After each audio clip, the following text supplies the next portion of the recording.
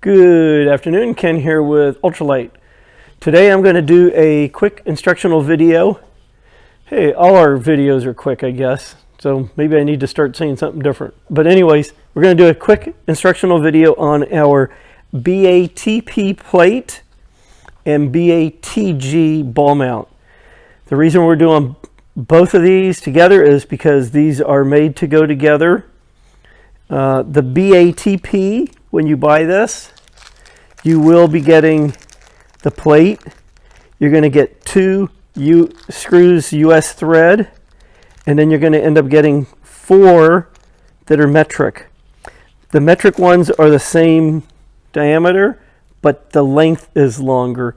The reason for that is if you take this plate and mount it above another plate, which most people have another plate here to hold a lanyard or it attaches to the camera, the small thread length, or the length of this one, is almost too short to really catch the threads.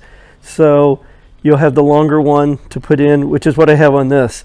So anyways, you just take the plate, mount it through the holes in the handle, tighten it down, and then you can take this BATG. It has a pin so it will not slide any further, and you just twist that, tighten it down.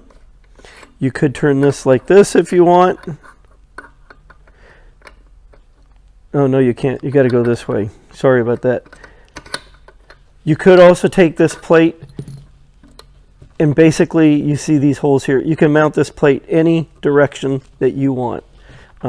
So anyways, that's the BATP and the BATG.